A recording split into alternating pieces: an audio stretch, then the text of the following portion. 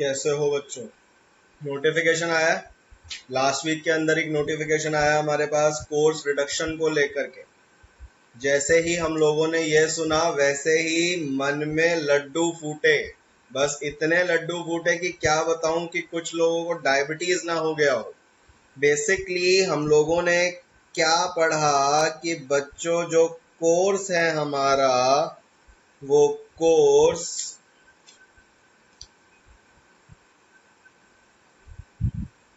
हमारा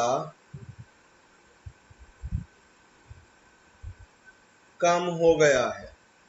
कोर्स क्या हो गया बच्चों? कम हो गया। ओ शिट, तब से इंतजार कर रहे थे इस चीज का। मतलब बचपन से ऐसा सोच रहे थे कि कब सीबीएसई वालों को हमारा दर्द समझ में आएगा और कोर्स कम करेंगे। ये तो मजा ही आ गया। चलो, अब मैं यहाँ पे आप लोगों को कुछ सच्चाइयों से रूबरू करवाने वाला हूँ कि क्या हुआ है एक्चुअली। देखो, बहुत छोटा सा लॉलीपॉप दिया गया है आप लोगों को सीबीएसई की तरफ से। सीबीएसई वालों ने आप लोगों को बोला है कि आपका कोर्स जो है बच्चों, वो 30% रिड्यूस हुआ है। ये 30% सुनते के साथ ही ना हमारे दिमाग में बत्तियां इतनी जोर की जलती हैं जितनी जोर की मेंटोस खाने के बाद भी नहीं जलती किसी की। 30% सुनते के साथ ही तो आधे लोग तो ये हो गए, बस इस बार तो पापा को जाकर के बोल दिया, देख लेना इस बार तो नंबर लाके रहूंगा, कोर्स ही नहीं बचा कुछ। सच्चाई क्या है एक बार जरा समझ लो बच्चों। बेसिकली आपके एग्जाम में जो चीजें इंपॉर्टेंट नहीं थी या फिर जो एग्जाम में कभी कभार आती थी, यानी कि मैं बोलता हूँ ना भगवान का प्रकोप छाया हुआ होगा, सो अल्टीमेटली जब भी कभी ऐसा कुछ होता था जो बहुत रेयर केसेस में एग्जाम के अंदर आया करती थी, वो सारी चीजें बोर्ड ने डिलीट कर दी। ठीक है सर, क्यों हमारी खुशियों पे पानी फेर रहे हो? हाँ, खुशियों पे पानी नहीं फेर रहा। एक्चुअली आप लोगों को ये इसलिए बताना जरूरी है क्योंकि बहुत सारे बच्चे या हम लोग, मतलब नॉर्मल मेंटालिटी है यार, जैसे ही पता लगेगा ना कि कोर्स कम हो गया, हम पढ़ना लिखना थोड़ा कम कर देंगे। हम कहेंगे यार कोर्स तो कम हो गया, निपटा लेंगे, कोई बात नहीं। लेकिन ऐसा नहीं होना चाहिए। आपको ये पता होना चाहिए कि एक्चुअली कम वो चीज हुई है जिसके ऊपर हम ज्यादा टाइम देते ही नहीं। ठीक है, सो अल्टीमेटली आप लोगों को ये चीज याद रखनी है कि हमें जो फर्क पड़ा है वो सिर्फ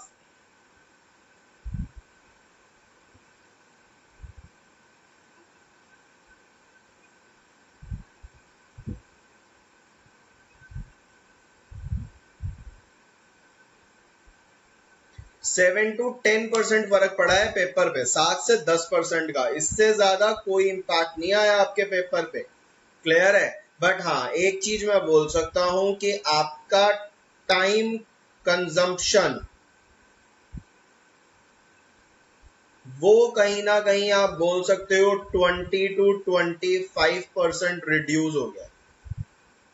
ठीक है, 20 से 25% आपका टाइम कंजम्पशन जो है वो कम हो जाएगा, क्योंकि अननेसेसरली आप वो सारे चैप्टर्स कर रहे हैं। अननेसेसरली तो नहीं कर, जरूरत थी उस टाइम आते थे, लेकिन यस, उस टाइम को पता नहीं था कि क्वेश्चन आएगा या नहीं आएगा, तो पढ़ना तो था ही हमें। तो आपका वो टाइम बच गया है बच्चों। मतलब कुछ चीजें हैं जो इंपॉर्टेंट भी गई हैं, कुछ, लेकिन ज्यादातर वही चीजें जो नहीं आती। हाँ, एक आध चीज है जो इंपॉर्टेंट थी, मतलब पेपर में आया भी करती थी और चली गई है, लेकिन यस, उसका मतलब ये नहीं है कि आपके बाकी सारे कॉन्सेप्ट को आप फॉर ग्रांटेड ले लोगे। तो पहली चीज, आपका जो टाइम कम हुआ है इसे हम यूटिलाइज करेंगे अपने बचे हुए पेपर के ऊपर। ठीक है, सो हमारी मेहनत थोड़ी सी और ज्यादा होने वाली है। तो एक बात का याद रखना कि कोर्स में आपके बेशक कम हुआ है, ये बहुत अच्छी बात थी, हम नाच रहे थे सुन करके, लेकिन मैं उस नाचते टाइम पे आपके डीजे को बंद करने के लिए आ गया हूं कि पेपर पे सिर्फ 7 to 10% का फर्क है, पूरे पेपर में ऐसा भी ज्यादा फर्क नहीं आया। क्लियर है? अब मैं आपको चैप्टर वाइज बताता चल रहा हूं कि किस चैप्टर में से क्या कटा है, क्योंकि सबसे बड़ी क्वेरी पता है क्या है? हम लोगों ने ना आज तक कभी अपना सिलेबस नहीं पढ़ा। हम लोग सिर्फ बुक उठा के बैठ जाते हैं, अच्छा बुक में ये टॉपिक है, ये टॉपिक है, जो टॉपिक्स हमने, जो हमने चैप्टर कवर कर लिए उसके तो हमें टॉपिक याद है कि ये टॉपिक्स है, लेकिन जो चैप्टर हमने पढ़े ही नहीं है उसके टॉपिक्स ही नहीं पता। अब जो आपका डिलीटेड कंटेंट का आपके पास पीडीएफ आया है, आपने खुद ने डाउनलोड किया है, उसमें कंटेंट लिखा हुआ है कि ये चैप्टर के अंदर से, आधे बच्चे सर खुद आ रहे हैं, अच्छा ऐसा भी कुछ था क्या, इस चैप्टर में ये कौन सा वर्ड आ गया, मेटालर्जिकल, ये क्या होता है, तो हमें ये पता ही नहीं है आधी चीजें। ठीक है, तो मैं आप लोगों को चैप्टर वाइज बताता चल रहा हूं कि हमने कहां तक करना है चैप्टर को और क्या चीज हमारी कट चुकी है। ठीक है, उससे हमें कितना नुकसान हुआ है, कितना फायदा हुआ है, कोई फर्क पड़ा भी है नहीं पड़ा, वो सब देख लेते हैं। ठीक है, चलिए। तो एक एक करके शुरू करेंगे बच्चों। सबसे पहले हमारे पास जो आता है वो चैप्टर है हमारा केमिकल इक्वेशन एंड रिएक्शंस, या फिर केमिकल रिएक्शन एंड इक्वेशन। ठीक है, अगर इस वाले चैप्टर, सिर्फ इस वाले चैप्टर के ऊपर फोकस करा जाए ना, तो इस वाले चैप्टर में कोई चेंज नहीं आया। बहुत अच्छी बात है। ठीक है, इस चैप्टर में कोई चेंज नहीं है। सेकेंड हमारे पास जो चैप्टर आता है बच्चों, that is acid, basis and salts. Acid, basis and salts, इसके अंदर भी बच्चों कोई चेंज नहीं आया, पूरा चैप्टर एज इट इज है आपका। ठीक है, थर्ड चैप्टर की तरफ अगर मूव करें तो इसमें आता है मेटल्स एंड नॉन मेटल्स। बच्चों इस वाले चैप्टर के अंदर ना एक्चुअली अगर देखा जाए तो इस चैप्टर में था क्या क्या, पहले आपको मैं वो बता देता हूँ, क्योंकि अभी तक हमने किया नहीं है। हम लोगों ने बच्चों इसके अंदर पढ़ना क्या क्या था, हमने पढ़ना था मेटल्स की फिजिकल प्रॉपर्टी, केमिकल प्रॉपर्टी अभी भी पढ़ेंगे। Non metal, physical property, chemical property अभी भी पढ़ेंगे। Combination of metal and non metal अभी भी पढ़ेंगे। उसके बाद हमारे पास आता था एक्सट्रैक्शन ऑफ मेटल का टॉपिक। एक्सट्रैक्शन ऑफ मेटल का मतलब क्या होता है कि हम मेटल को ऑब्टेन कैसे करते हैं। तो इस वाले चैप्टर के अंदर से एक्सट्रैक्शन ऑफ मेटल,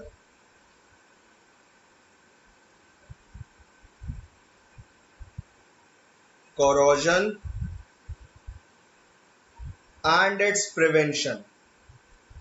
ठीक है, extraction of metal, corrosion and it's prevention.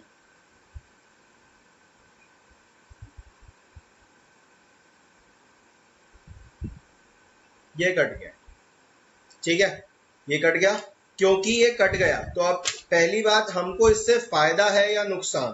तो अगर ये चीज देखी जाए ना तो फायदा है। फायदा क्यों है बच्चों, किस सेंस में मैं बोल रहा हूं कि क्यों अच्छा है हमारे लिए? क्योंकि ना इस वाले टॉपिक में से आपके एग्जाम में क्वेश्चन जो था वो बहुत कम मार्क्स का आता था, मतलब 3 नंबर का क्वेश्चन आया करता था। अब वो 3 नंबर के क्वेश्चन के लिए आपको इतना कुछ पढ़ना था, क्योंकि एक्सट्रैक्शन ऑफ मेटल के अंदर भी आपको 3 पार्ट्स पढ़ने थे, फिर कॉरोजन, अलग अलग मेटल्स का याद करो, सब कुछ करो, ये सब कुछ याद करना था। तो अल्टीमेटली अब ये सारी चीजें जो है ना, ये आप लोगों की अब क्या हो गई हैं, कट गई है। तो अच्छी बात है, क्योंकि हमें ज्यादा पढ़ना था, कम मार्क्स के लिए था, तो अब हम नहीं पढ़ेंगे, तो अब ये टाइम हम कहीं और यूटिलाइज करेंगे। ठीक है, तो अब देख रहे हो टाइम जो रिड्यूस हुआ वो इसी रीजन की वजह से हुआ। अच्छा, ये इसका नहीं है, ये तो मैंने अलग से वैसे लिख के दिया था। ठीक है, समझ आई कहानी?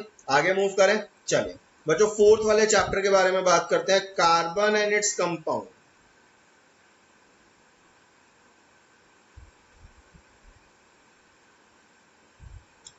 अगर आप कार्बन एंड इट्स कंपाउंड के चैप्टर के बारे में बात करो ना, तो बच्चों इसका जो कंटेंट है, मतलब ये चैप्टर क्या है, इसमें क्या नहीं है। मैं जब भी कभी कोई चैप्टर शुरू करवाता हूँ ना, पहले मैं कंटेंट लिखवाता हूँ कि इस चैप्टर में हम ये पढ़ेंगे, ये पढ़ेंगे। इकलौता ये चैप्टर है जिस चैप्टर के अंदर मैं कभी कंटेंट नहीं लिखवाता स्टार्टिंग में। इतना सब कुछ है इसके अंदर, क्योंकि अगर मैं इसका कंटेंट लिखवाने के लिए जाऊं तो मेरे को कम से कम 15-20 मिनट लग जाएंगे, तो हमारी एक क्लास तो ऑलमोस्ट खत्म हो जाएगी, यानी कि आधी क्लास तो हमारी इसी में चली जाती है। तो इसका कभी मैं कंटेंट नहीं लिखवाता इसीलिए। अब अगर देखा जाए कि इसमें क्या बचा है, क्या रह गया है, ठीक है, मैं आपको यहां पे सिर्फ ये बताऊंगा कि क्या रह गया, क्योंकि जो कट गया है वो अल्टीमेटली बहुत ज्यादा कट गया है। ठीक है, या चलो मैं यही बता देता हूँ क्या क्या चीजें कट गई हैं, सो दैट हम लोगों को एक बार समझ में भी आ जाएगा कि क्या कट गया। देखो यार, क्या क्या चीजें कट गई हैं एक बार जरा वो समझ लेते हैं। सबसे पहले आप लोगों का नॉमेनक्लेचर कट गया। बच्चों what do you mean by nomenclature? Nomenclature का मतलब होता है नामकरण। तो आपका नामकरण कट गया है ऑफ फंक्शनल ग्रुप्स। अब ये फंक्शनल ग्रुप्स क्या हुआ करते थे मैं ये बताता जब ये चैप्टर करते, लेकिन अब वो भी नहीं करेंगे, तो फंक्शनल ग्रुप्स का टॉपिक भी हमारा गया।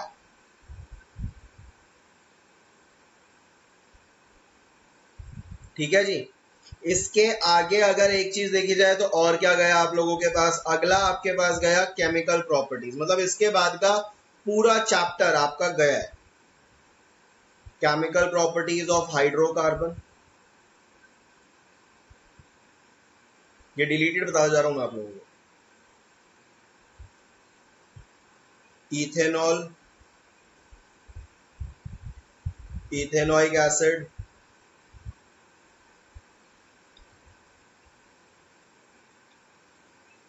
Soap and detergent. ठीक है, ये सारा का सारा टॉपिक आप लोगों का कट चुका है। क्योंकि ये सारा का सारा टॉपिक आप लोगों का कट चुका है, तो हुआ क्या, यहां से मैं बोलूंगा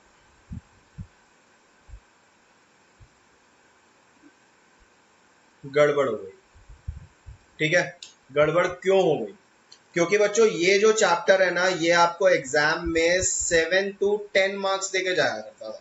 सोच रहे हो, 80 में से 7 से 10 नंबर अकेले इस चैप्टर के हुआ करते थे। और ये चैप्टर जो है लेंथी बेशक है लेकिन आसान था।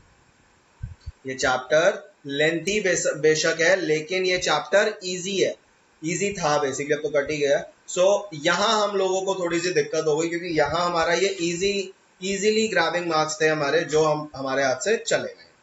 ठीक है, सो ये समझ आया। आगे मूव करें, केमिस्ट्री का लास्ट चैप्टर।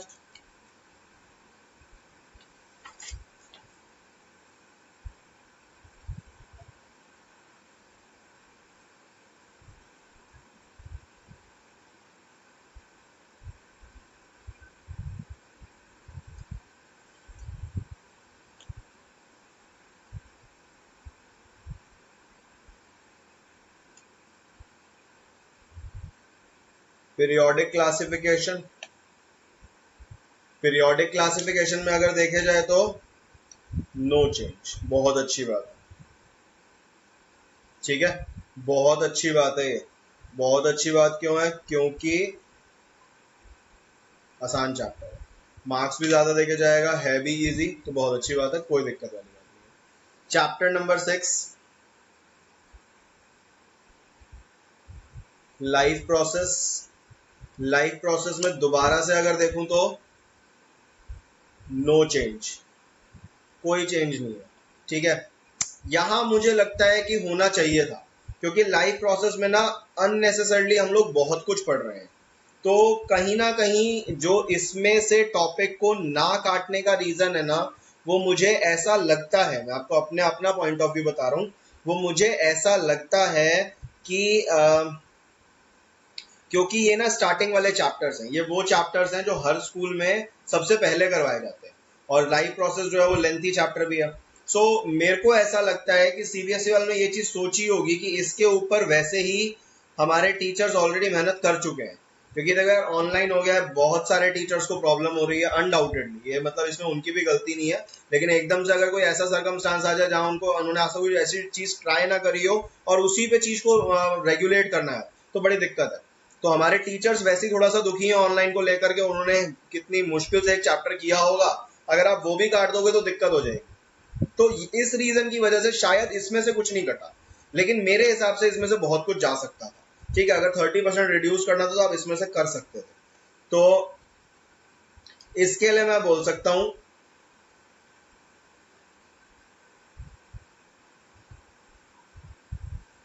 क्यों नहीं काटा, कुछ काट लेते, यहीं से कुछ काट लेते। चलो, नहीं काटा, ये कोई चेंज नहीं आया इसके अंदर। Chapter number 7, control and coordination. इस चैप्टर के साथ तो यार बस मैं क्या ही बताऊं, इस चैप्टर के अंदर ये तो मेरे दिल से जुड़ा हुआ चैप्टर हो चुका है फिलहाल।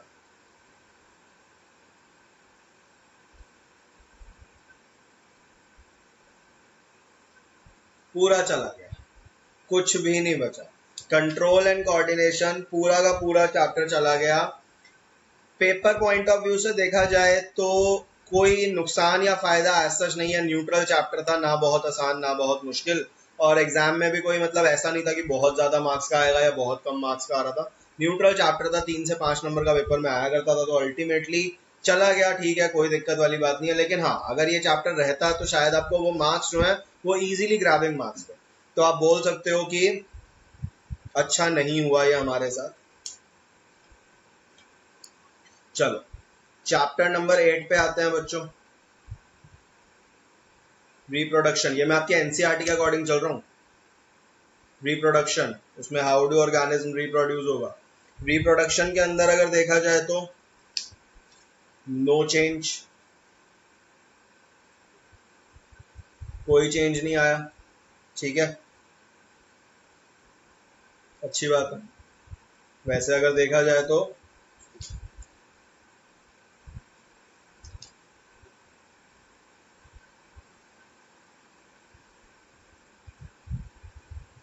कोई फर्क नहीं पड़ता, जाए ना जाए, आज सच कुछ चैप्टर में कुछ है नहीं। अगला वाला टॉपिक ये इंटरेस्टिंग है, chapter number 9, heredity and evolution. इसके अंदर से बच्चों एवोल्यूशन गया, ठीक है, यहां आप नाच सकते हो।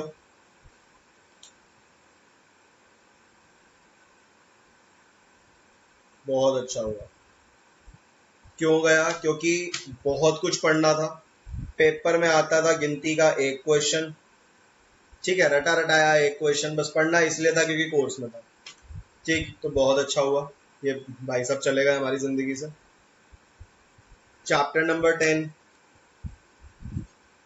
लाइट,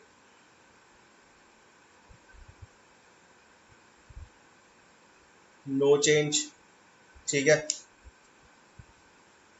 अगर कोई चेंज नहीं हुआ तो अच्छी बात है। क्यों है अच्छी बात? आसान चैप्टर है, स्कोर करना बहुत आसान है इस चैप्टर में से। अगर by chance control and coordination जैसे चैप्टर के अंदर से अगर कुछ कट रहा है, या फिर कंट्रोल या फिर कार्बन एंड्स कंपाउंड जैसे चैप्टर अगर वो कट रहा है, उनकी जगह पे अगर लाइट के क्वेश्चन आएंगे तो हमारे लिए ज्यादा इजी हो जाएगा। एवोल्यूशन की जगह पे अगर इसके क्वेश्चन आएंगे तो ज्यादा इजी है मार्क्स को ग्राफ करना। सो यस, अच्छी बात है, ये चैप्टर में कोई चेंज नहीं है, ठीक है, क्योंकि इजी चैप्टर है। अगर बात करी जाए ह्यूमन आई की एंड कलरफुल वर्ल्ड, इसके अंदर से अगर बच्चों देखा जाए ना तो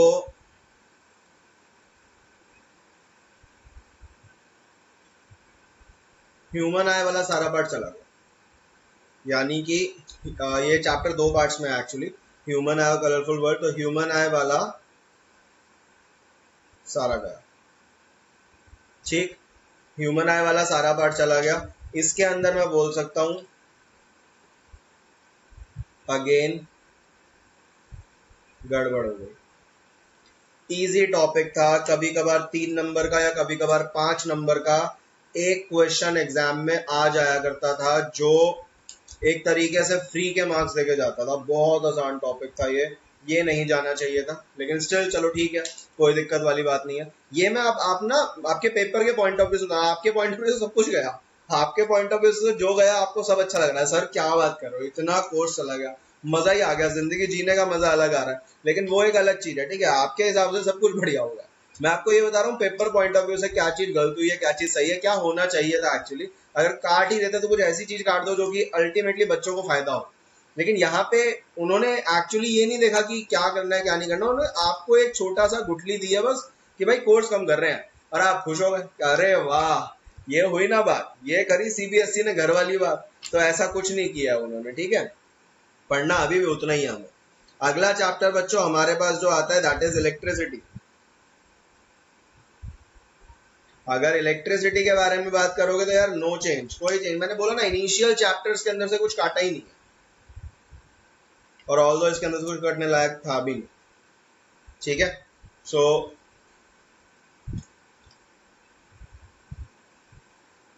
अच्छा हुआ कोई चेंज नहीं है, क्योंकि हमें चाहिए भी नहीं था इसमें चेंज। वैसे तो अभी आपके हालात देखते हुए लग रहा है मेरे को चाहिए था, लेकिन यस, अभी शायद रिवीजन के बाद थोड़ा अच्छा हो जाएगा। सो अल्टीमेटली इसमें हमको चेंज चाहिए भी नहीं था, ठीक। आगे की तरफ मूव करें। अगला चैप्टर जो हमारे पास आता है वो आता है बच्चों मैग्नेटिक इफेक्ट्स।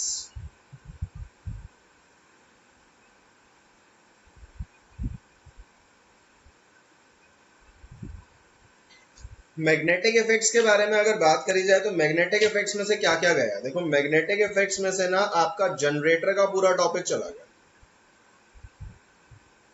Generator complete. इसमें आपके एडवांटेज डिसएडवांटेज एसी डीसी हर टाइप का जो भी कोई जनरेटर था वो पूरा चला गया और डोमेस्टिक सर्किट चला गया। ठीक है, अल्टीमेटली ना ये जनरेटर और डोमेस्टिक, अगर ये दोनों टॉपिक गए भी हैं तो इसमें डोमेस्टिक का हमें थोड़ा सा नुकसान है, क्योंकि डोमेस्टिक में से इजी क्वेश्चन बनता था, जनरेटर में से अननेसेसरी क्वेश्चन बनता था, कोई दिक्कत नहीं है हम लोगों को। सो अल्टीमेटली फर्क नहीं पड़ता। ठीक है, क्यों फर्क नहीं पड़ता? क्योंकि चैप्टर के अंदर इससे पहले ही बहुत कुछ है जो आप लोगों को समझना है और जो एग्जाम में आने वाला है। तो हमारे एग्जाम में चैप्टर में से पहले से ही आने वाला था, इसके अंदर से वैसे भी कुछ नहीं आता, तो कोई फर्क नहीं पड़ता। इजी है कहानी, समझ आया? आगे चले। चलो, वैसे ना मतलब ये वीडियो में आप देख सकते हो, ये वीडियो हर जगह अवेलेबल होगी। इसके अलावा मैं अगर कहोगे तो मैं ये भेज भी दूंगा आप लोगों को, तुम्हें पता लग जाएगा। ठीक है, ये एक छोटा सा ओवरव्यू दे रहा हूँ, क्योंकि आपके पास जो पीडीएफ्स आई है ना, मतलब जो आपने डाउनलोड वगैरह करी है कि क्या कोर्स कम हुआ है क्या नहीं हुआ, उसमें आप कंटेंट को सही समझ नहीं पाओगे कि क्या गया है क्या नहीं गया। जो चैप्टर कर लिए वो तो याद है, चलो वो तो समझ में आ जाएगा।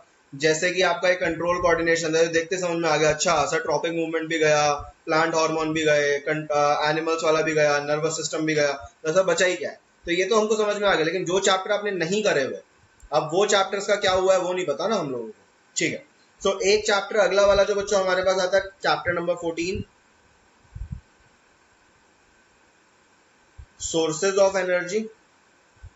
याद है मैंने आप लोगों को बताया था 3 चैप्टर मिलाकर के 7 नंबर के आया करते थे, sources of energy, management of natural resources और आर एनवायरमेंट, ये 3 चैप्टर आया करते थे। इसमें से ये जो सोर्सेज ऑफ एनर्जी है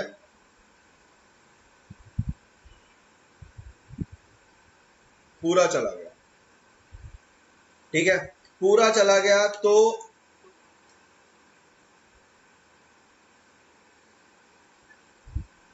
अच्छा हुआ।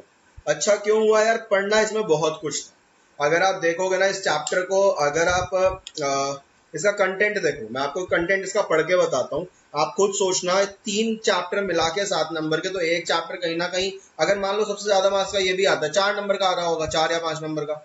अब कंटेंट सुनो, डिफरेंट फॉर्म्स ऑफ एनर्जी, सारी फॉर्म्स पढ़ोगे, conventional non conventional sources of energy, fossil fuel, solar energy, इसके अलावा में wind energy, water energy, renewable sources, non renewable sources, nuclear energy, ये बहुत कुछ था। इतना सब कुछ पढ़ना था और ये नहीं पता कि कौन से टॉपिक में से क्वेश्चन आ जाएगा।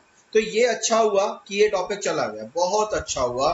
तो इसके लिए तो मैं बोल सकता हूं कि हम थोड़ा सा हंस लेते हैं, तो हंस सकते हैं ना हम लोग, तो हंस लीजिए। ठीक है, अगला, आगे अगर देखा जाए तो अगला हमारे पास आता है chapter number 15, which is our environment. अगर आप आर एनवायरमेंट के बारे में बात करो तो are environment no change,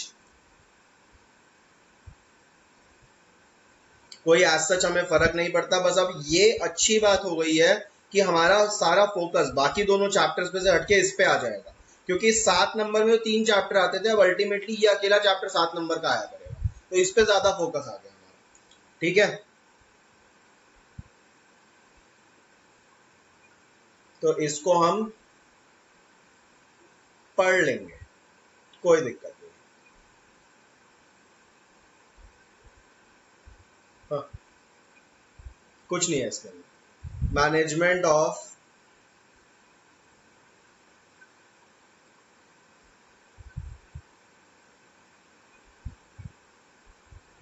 resources. ठीक है, अगर आप मैनेजमेंट ऑफ रिसोर्सेज के बारे में बात करोगे ना, मैनेजमेंट नेचुरल रिसोर्सेज, अल्टीमेटली ये चैप्टर ना आप लोगों का सिर्फ इंटरनल असेसमेंट के लिए रह गया। करवा दूंगा, कोई दिक्कत वाली बात नहीं है, हार्डली 1 या 2 क्लास में चैप्टर खत्म हो जाएगा, ज्यादा कुछ नहीं है इस चैप्टर के अंदर। सो इंटरनल असेसमेंट्स में रह गया। तो अगर देखा जाए तो पूरे पूरे चैप्टर कौन कौन से गए हैं, सोर्सेज ऑफ एनर्जी चला गया, मैनेजमेंट चला गया, कंट्रोल एंड कोऑर्डिनेशन चला गया। बाकी हर चैप्टर में से ना अल्टीमेटली देखा जाए तो वो पार्ट गया है आपका जो एग्जाम के अंदर ज्यादा आता ही नहीं था। तो इसलिए ना इतना ज्यादा खुश मत हो कि हम लोगों को कम पढ़ना पड़ेगा, बच्चों पढ़ना अभी भी उतना ही है, बस अब थोड़ा सा ना हमारा पढ़ाई का पैटर्न चेंज हो जाएगा। पैटर्न चेंज होने का मतलब क्या है?